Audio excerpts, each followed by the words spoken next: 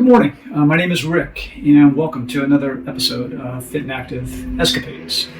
And today I thought we'd talk a little bit about my training for the Road to Coeur 70.3, and I am focusing on that event right now.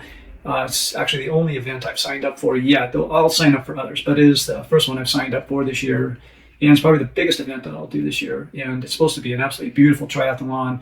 A little bit tougher from what I understand, but still just a fantastic triathlon. So that's kind of what my focus is for my training at this point. For you, you may not like triathlons. It may not even be on your radar, something you want to do.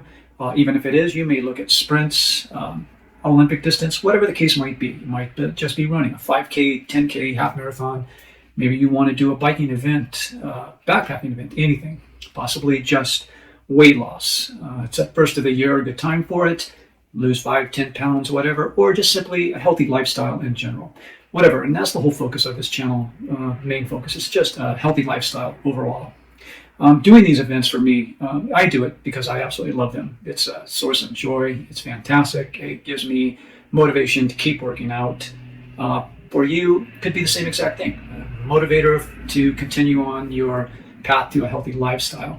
But one of the things I think is so important to remember with these is that these events, anything else, they're motivation for continuing for us to continue this type of lifestyle. But as with motivation, it's driven by emotion, can be fueled by excitement, it can fluctuate with mood. So it's great being motivated, fantastic. But what we need to ultimately look at overall is discipline and drive. And that's something that is habit-based. It's something we make a commitment to. Everyday lifestyle. For one, many times don't feel like getting up, doing a workout that I had planned to do. May not feel good, may have other things come up. So I have to just maybe switch my focus and adjust my schedule, adjust whatever, but continue on that path. Just need to make adjustments. And that's the difference. We need to have that discipline and drive, not simply pushed by simple motivation. I see at least every year at the gyms. I've been to numerous gyms over the years in different states, but the case is always the same. First day of the year, membership just skyrockets, takes off. So many people want to do the first of the year weight loss, want to look better.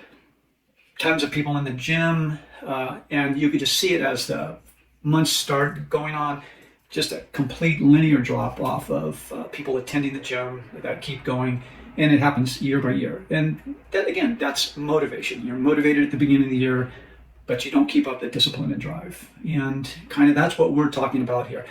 Motivation is great. I get motivation from these events I sign up for. Like now, I am motivated for the Coeur 70.3. It's something that gives me drive to go out and do some of the training. But that motivation isn't always there. Just like I said, some days I don't feel like training. I don't want to get out and run in the cold.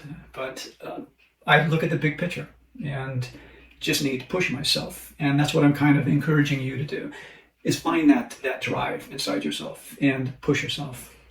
So along those lines, I was going to show you a little schedule type of thing I have put together for my training for right now for the Road to Coeur.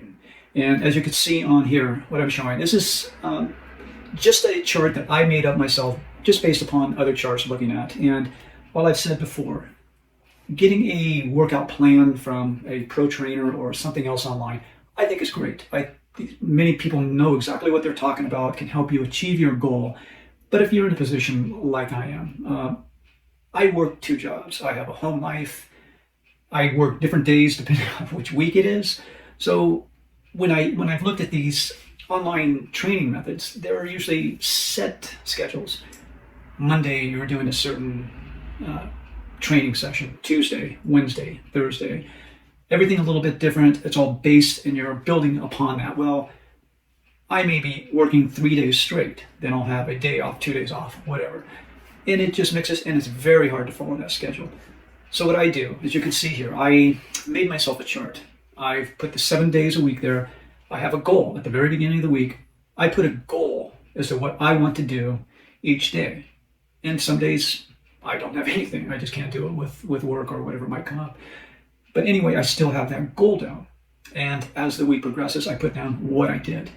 And then in the next chart over, I have a summary of the weeks of what I've done. So I'm able to say, okay, every day I may not make what my goal is, but I can see where I'm lacking, what I need to do if I've achieved my goal, and what I need to improve on.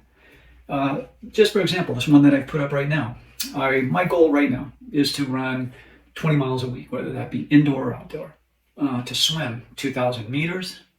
And my goal for biking right now is kind of up in the air. It's just because I don't have as much time, and the weather's bad, and I'm just being a bit of a wimp because of that. But nevertheless, I can take a look at my chart now. And for this week, for example, my running has been great. The week I ran 22.1. I swam 2,750 meters. But my biking lacked severely. It is just horrible. So I tell myself, okay, I need to put more time on that bike. And if it means giving up something else as far as time goes, so be it. But at least this way, I'm tracking it. I'm held responsible to myself, not to somebody else, but to myself. I can see what I need to do to reach my goal. So with that said, I encourage you to make up some form of chart or track your training somehow. And it just gives you something to be responsible for and something that you can see that you're doing. And to, again, do not just beat yourself up if you don't do that goal every time. Take a look at it, see what you can improve. Where can you get better? Well, at least that's the way I do it, and it works pretty well for me. So as this channel goes on, we'll get into more with some of the things I do for training as far as the products that I use, nutrition, everything else. But for this one, I thought I'd give a couple clips of my training during that week. And again, I'm learning on the video, so bear with me, and I hope you enjoy it. I'm doing my last running right now in one of the local high schools, trying to get a minimum 2,000 to 4,000 meters minimum per week, at least 1 to 2 times. And I'll do a future video on the gear that I'm using for swimming right now.